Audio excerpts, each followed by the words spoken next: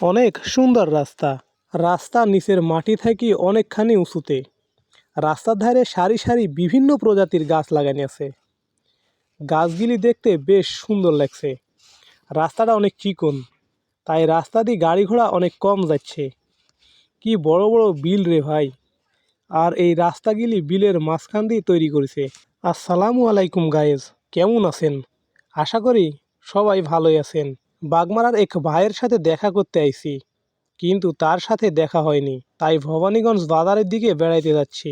এই দিকের বিলে শুধু শস্যি আর শস্যি, যেদিক তাকাচ্ছি সেই দিকেই শস্যি।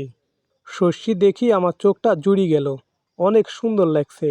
সামনে মনে হয় গোপালপুর বাজার। গোপালপুর বাজার পার হয়ে দেউলিয়া বাস স্ট্যান্ডে যায় ডান দিকের রাস্তা ধরি ভবানীগঞ্জ বাজার। রাজশাহীর ভেতরে বাগমারা অনেক বড় একটা থানা। ভবানীগঞ্জ বাজারে যাইতে হলে একটা ব্রিজ পার হইতে হবে। ব্রিজটি মেলা পুরাতন। ব্রিজটা বড় গাড়িতে ভাঙ্গি ফেলবে, তাই ব্রিজের মধ্যে খাম্বা দিছে যাতে বড় গাড়ি যাইতে না পারে। ব্রিজে ঢুকতে কি ভিড় রে ভাই! ভিড় দেখে মাথায় হট হয়ে গেল। কে কাক ধাক্কা দিচ্ছে ঠিক নাই।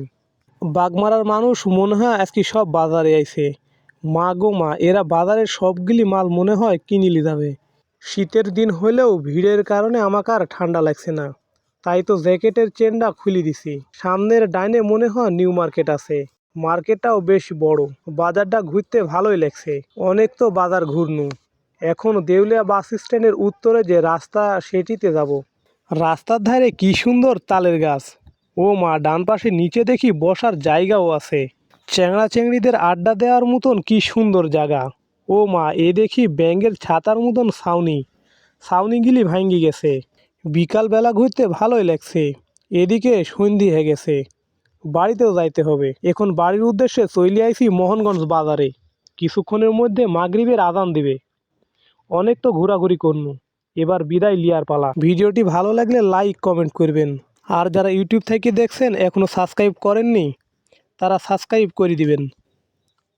আর যারা ফেসবুক থেকে দেখছেন তারা ফলো করে দিবেন। দেখা হবে পরের ভিডিওতে।